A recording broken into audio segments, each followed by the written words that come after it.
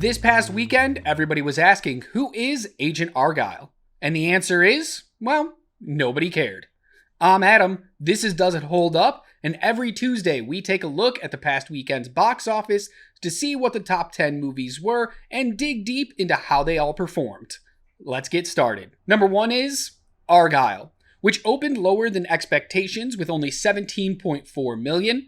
As of Sunday night, people were expecting it to be 18 million plus, and it still couldn't even get there. And those were lowered expectations even from earlier in the week when people were assuming it was going to open up into the low to mid 20s.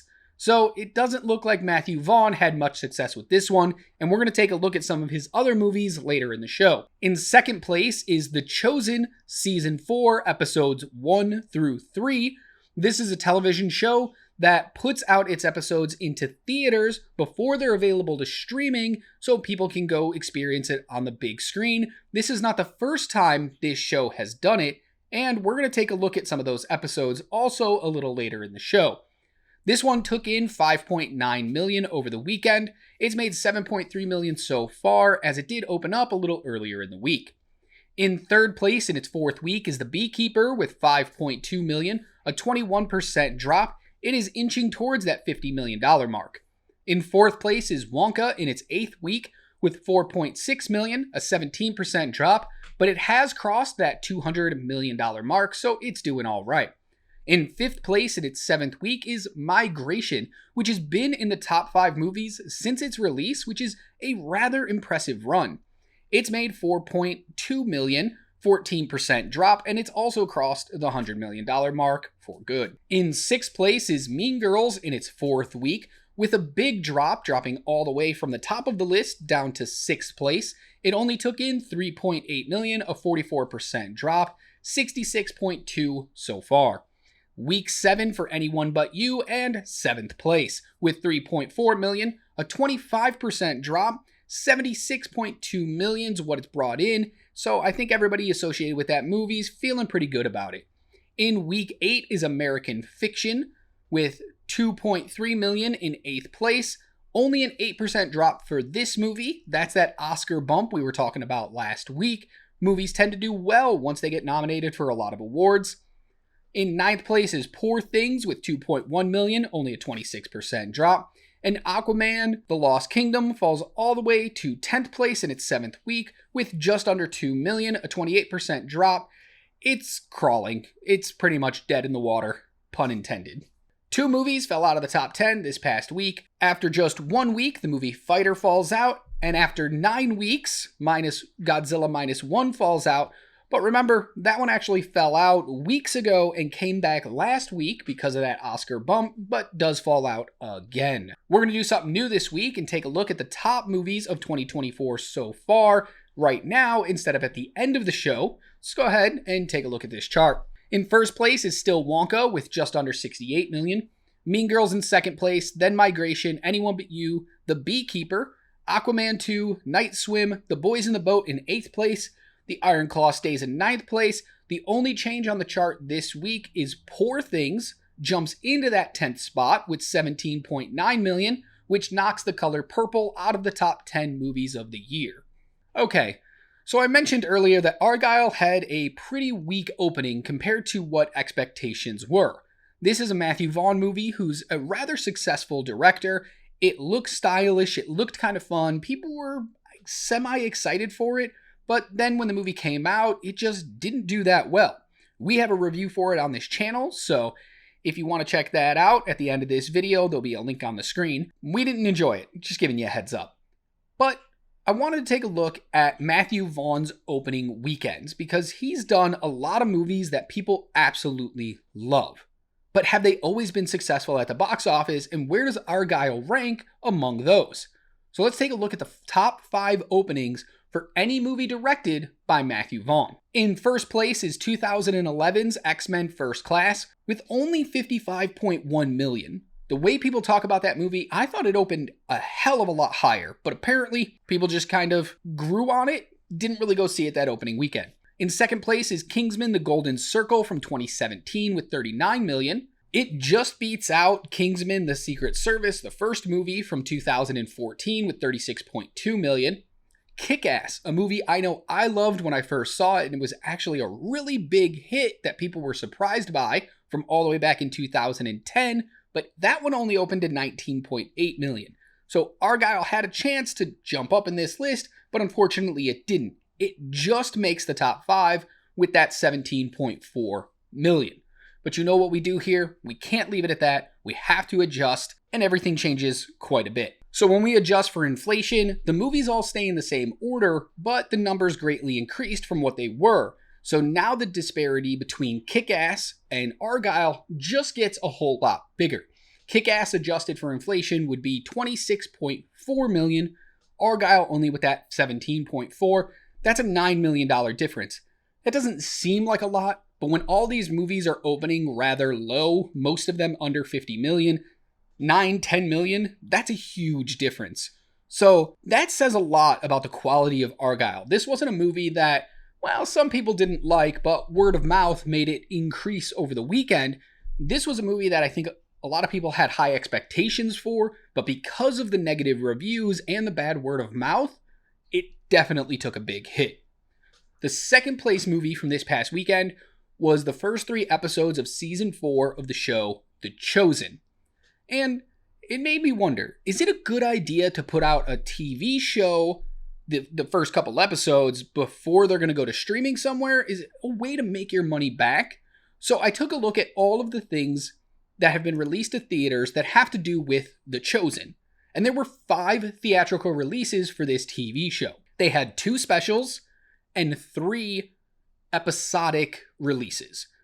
And I wanted to take a look at how much all of them made. So from 2021, they had a special, Christmas with The Chosen, The Messengers, which made 13.3 million. In 2022, they had season 3, episodes 1 and 2 come out. It made 14.6 million. Season 3 finale in 2023 released to theaters. It only made 5.5 million, but that's not too bad. Also in 2023 was Christmas with The Chosen, Holy Night, which took in 4.6 million. And now we have season 4, episodes 1 through 3, that made 7.3 million so far. If you take a look at the bottom of this chart here, you'll see that the total gross for these 5 theatrical releases is $45,576,489. That doesn't seem like a lot when you spread it out over 5 releases, but remember, this is a TV show, and most of those were releases of episodes that you were eventually going to be able to watch at home on streaming. So it's impressive that it made that much, but did it make enough to matter in the long run? Well, let's take a look at what the budgets were for each season of The Chosen. Now, these numbers are hard to come by because this isn't that big of a TV show. A lot of the budget for this TV show came from crowdfunding and crowdsourcing, so it was hard to get my hands on actual numbers, but this is the closest I could find to what was reported as the budget for each one of these seasons. Season 1 had a budget of 10 million, Season 2, 12 million, Season 3, 18 million, and Season 4, 40 million. I'm not sure why the big increase there. I'm sure the actors are getting paid more because the show's successful, or maybe they're getting to the part of Jesus' life where, he's going to walk on water and change water to wine and do all these other things that are going to cost a little more when it comes to the CGI budget. But the total budget for the show right now is $80 million. So if it's made $45.5 million, that's not too bad, but also not great. But we have to remember, they've only released season 3 and season 4 into theaters, and not even the full seasons. Just 2 of Chosen's season 3 stuff, the first 2 episodes and the last episode. Season 4, they've only released the first 3 episodes. In 2 weeks, they're gonna be releasing the next 3 episodes of the season in theaters, and 2 weeks after that, they're releasing the final 2 episodes of the season. So they're still going to be bringing in more money over the coming month. So we can't really compare the $45.5 million to the $80 million for all the seasons. But the season 3 and 4 budgets combined make up about $58 million of the total. So if we're at $45.5, they have 2 more coming out. If each one of them does the $7 million this first 3 episodes did, we could add another $14 million, which would put them at $59 million theatrically with a $58 million budget. That number looks pretty good. And as far as I could find, Those two specials, The Messengers and Holy Night, were either footage they already had or were worked into the budget for the season because they coincided with one of those seasons. So, is this something other studios should think about? Let me know in the comments below. Would you have watched the Disney Plus's Mandalorian in theaters? Would you watch Stranger Things Season 5 in theaters? Is this something studios should think about doing to try to make back some of that profit before they end up on the streaming service? To end the show this week, we're going to check in with two of the movies that are still in the top 10 and see how they're doing compared to movies that they're connected to. So the first one we're going to look at is Wonka, because way back when this movie first came out and opened lower than expected, I made a prediction that it wasn't going to reach the Charlie and the Chocolate Factory movie from 2005, Tim Burton, Johnny Depp, all that, because that one back in 2005 had a total gross of $206.5 million. And I was like, there's no way. This Wonka just can't get there. Apparently, I was very wrong, because this movie has great legs and just keeps making money week on week on week. It helps that it hasn't been a great theatrical experience right now. There's not a lot of movies coming out that people are really interested in, but that doesn't take away from how impressive of a run Wonka's had. Right now, Wonka sits at that $201,034,847. It is about $5.5 million away from taking over as the top grossing Willy Wonka inspired movie. And that's awesome. That's actually really impressive. I never saw it coming. I didn't think the movie was all that great when it came out. I know a lot of other people didn't like it that much as well. So to see it making this much money is crazy, but also fantastic. If that means we can get more musicals in theaters, I'm all for it. Speaking of musicals, the other movie we're going to take a look at is Mean Girls. We haven't checked in with it since its first weekend, but how's it doing compared to the 2004 original movie?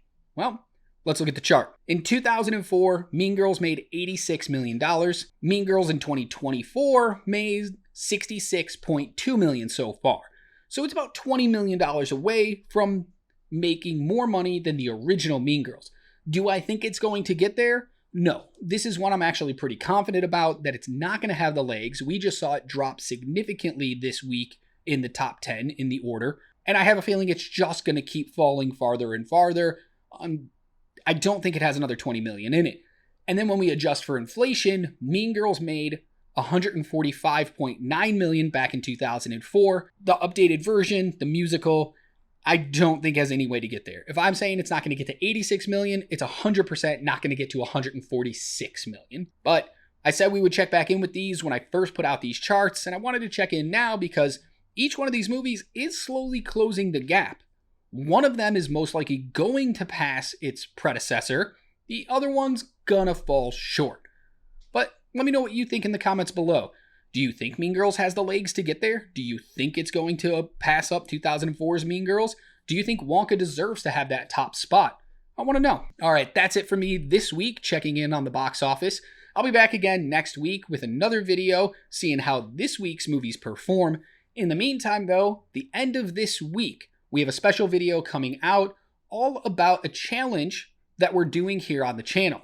It's the 365 movie challenge. We are watching one movie we have never seen before every day of 2024, and at the end of each month, we're going to chronicle the movies that we watched and give you guys a little update on if we liked them or not, and show you what we're watching.